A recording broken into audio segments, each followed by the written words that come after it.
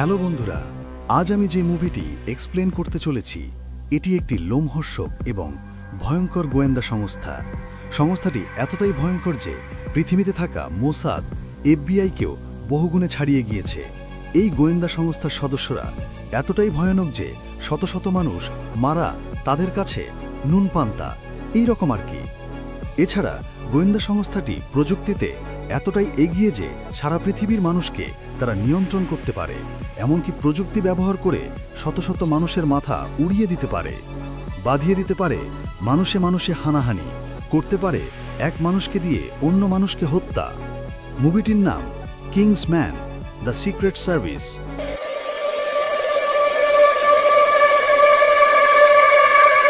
মুভিটিতে মূলত কিংসম্যান নামক একটি কাল্পনিক গোয়েন্দা সংস্থাকে দেখানো হয়, যার প্রতিটি সদস্য অতি বিশ্বস্ত, যারা সংস্থাকে রক্ষা করতে জীবন দিতেও দ্বিধা করে না। মুভিটির শুরুতেই একজন লোককে ধরে আনা হয়।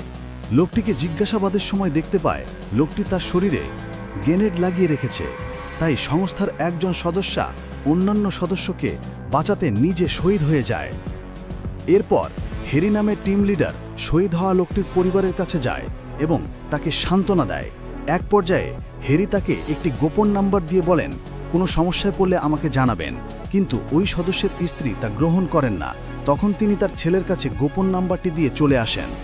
এরপর ঘটনাপ্রবাহে ওই সদস্যের স্ত্রী অন্য একজন পুরুষকে বিয়ে করেন, ফলে তার পুত্র এক্সির সাথে সম্পর্ক খারাপ হয়। তখন এক্সি হ্যারির দেয়া ওই নাম্বারে ফোন করেন, তখন হ্যারি তার কাছে যায়। কিছু ঘটনাপ্রবাহ পর ওই গোয়েন্দা সংস্থায় কয়েকজন সদস্য নিয়োগে দেওয়া হয়, তার মধ্যে হ্যারিকেও সংযুক্ত করা হয়। তবে সংস্থার রুল অনুযায়ী এই গ্রুপের সদস্য হতে হলে তাকে কিছু পরীক্ষা দিতে হয়। সে হিসেবে তাদের সবাইকে একটি বিশেষ অ্যাকোয়ারিয়াম ঘরে রাখা হয়। ঘুমন্ত অবস্থায় তাদের ঘর পানিতে ভরে দেওয়া হয়। উপস্থিত বুদ্ধি খাটিয়ে এক্সি সেখানে থেকে বেরিয়ে আসে এবং সেই সাথে এক্সির সাথে থাকা লোকদের উদ্ধার করে। তবে সেখানে একজন পরীক্ষার্থী মারা যায়। অন্যদিকে কিংসম্যানের অন্যতম সদস্য ভ্যালেন্টাইন সুইডেনের প্রধানমন্ত্রী ও প্রিন্সেসকে দাওয়াত করে মিটিং করে। মিটিংয়ের মানুষ কন্ট্রোল করা চিপ সকলের শরীরে লাগিয়ে দেওয়ার প্রস্তাব করা হয়। তাতে প্রধানমন্ত্রী রাজি হলেও প্রিন্সেস রাজি হয় না। তখন প্রিন্সেসকে বন্দি করা হয়। অন্যদিকে এক্সিকে পরীক্ষার জন্য একটি ট্রেন লাইনে হাত পা বেঁধে শুইয়ে দেওয়া হয়। একজন লোক কিংসম্যান সম্পর্কে জানতে চায়। এক্সিম ট্রেন কাছাকাছি চলে আসলেও কিংসম্যান সম্পর্কে বলেন না। তখন ট্রেন তার উপরে দিয়ে চলে যায়। তারপর বিশেষ রেল ট্র্যাক থেকে এক্সিম বেরিয়ে হ্যারিকে দেখতে পায়। তার মানে এটাও একটি পরীক্ষা ছিল যাতে এক্সিম পাশ করে যায়। এরপর হ্যারি একটি গির্জাতে যায়। সেখানে ভ্যালেন্টাইন সবার ফোন হ্যাক করে একটি রেডিয়েশন পাঠায়। ওই রেডিয়েশনের প্রভাবে গির্জায় থাকা সবাই উন্মত্ত হয়ে যায়, একে অপরের সাথে লড়াই শুরু করে। হ্যারি রেডিয়েশনের প্রভাবে সবাইকে হত্যা করে।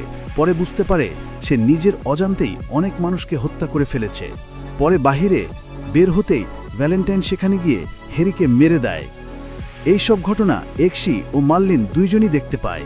এরপর এক্সি ভ্যালেন্টাইনের বিরুদ্ধে কিংসম্যান গ্রুপের প্রধান আর্থারের কাছে অভিযোগ করে, কিন্তু আর্থার কোনো ব্যবস্থা গ্রহণ করে না, বরং উল্টো ভেইলিনের পরিকল্পনা এক্সিকে বলে।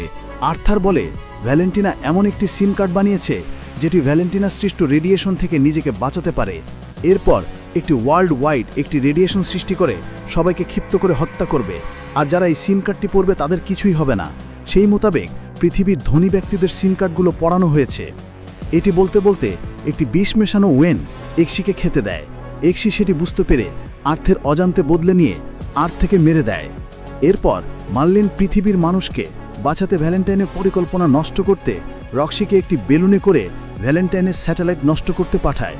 অন্যদিকে ভ্যালেন্টাইনের সফটওয়্যার হ্যাক করতে মার্লিন এক্সিকে নিয়ে ভ্যালেন্টাইনের অফিসে যায়।